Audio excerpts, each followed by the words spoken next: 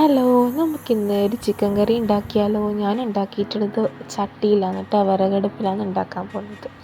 അതിന് വേണ്ടിയിട്ട് നന്നായി കഴുകിയെടുത്ത ചിക്കനിലോട്ട് ഒരു വലിയ സവാള അരിഞ്ഞിട്ട് കൊടുക്കുക. അതേപോലെ നീളത്തിൽ ഒരു തക്കാളി അരിഞ്ഞത്, ഒരു പച്ചമുളക് കീറിയിട്ടത്, പിന്നെ കുറച്ച് ഇഞ്ചിയും വെളുത്തുള്ളിയും ചതച്ചതും ഇട്ട് കൊടുക്കുക. പിന്നെ കുറച്ച് കറിവേപ്പില ഇടുക.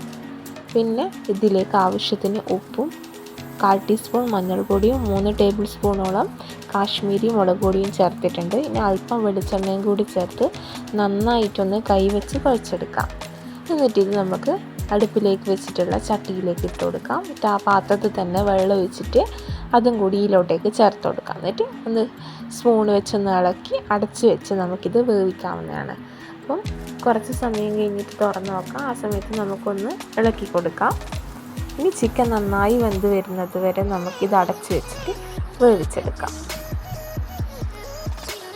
അപ്പോൾ തുറന്ന് നോക്കിയ സമയത്ത് നമുക്ക് ഈ ഉള്ളിയിലൊക്കെ വെള്ളം ഇറങ്ങി വന്നിട്ട് കുറച്ചുകൂടി ഗ്രേവി ആയിട്ടുണ്ട്. ഇനി ചിക്കൻ വെന്ത് വരുന്നത് വരെ നമുക്ക് വെയിറ്റ് ചെയ്യാം. ചിക്കൻ ഏകദേശം വെന്ത് വന്നു കഴിഞ്ഞാൽ നമുക്കിതിലോട്ട് 1 ടേബിൾ സ്പൂൺ ചിക്കൻ മസാലപ്പൊടിയും 1 ടേബിൾ സ്പൂൺ കുരുമുളക് പൊടിയും കുറച്ചധികം കറിവേപ്പിലയും കുറച്ചുകൂടി വെളിച്ചെണ്ണയും കൂടി ചേർത്ത് ഒന്ന് തിളപ്പിച്ചെടുത്ത് കഴിഞ്ഞാൽ നമ്മുടെ ചിക്കൻ കറി ഇവിടെ റെഡി ആയിട്ടുണ്ട്.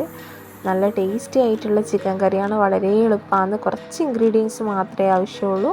പക്ഷെ നല്ല നാച്ചുറലായിട്ടുള്ള ടേസ്റ്റുള്ള ചിക്കൻ കറിയാണ്. എല്ലാവരും ഒന്ന് ഇതുപോലെ ട്രൈ ചെയ്ത് നോക്കാം കേട്ടോ. നമ്മളെപ്പോൾ ഉണ്ടാക്കുന്നത് തന്നെയാണ് ചിക്കൻ കറി, എന്നാലും ചട്ടിയിൽ ഉണ്ടാക്കുന്ന സമയത്ത് നല്ലൊരു ടേസ്റ്റാണ് കേട്ടോ ചിക്കൻ കറിക്ക് ഉണ്ടാവുക. അപ്പോൾ ചട്ടിയിലായതുകൊണ്ട് തന്നെ ഇറക്കി വെച്ച് കഴിഞ്ഞാൽ കുറച്ചുകൂടി ഒന്ന് കുറുക്കി നല്ല വറ്റിച്ചെടുത്ത പോലത്തെ ചിക്കൻ കറിയാണ്. എല്ലാവരും ഒന്ന് ഉണ്ടാക്കി നോക്കണം കേട്ടോ. ഞാനിവിടെ ചോറിന് കൂടിയാണ് കഴിക്കാൻ പോകുന്നത്. നല്ല ടേസ്റ്റി ആയിട്ടുള്ള ചിക്കൻ കറി ആയിരുന്നു. അപ്പോൾ വീഡിയോ ഇഷ്ടപ്പെട്ടാൽ ലൈക്ക് ചെയ്യണേ.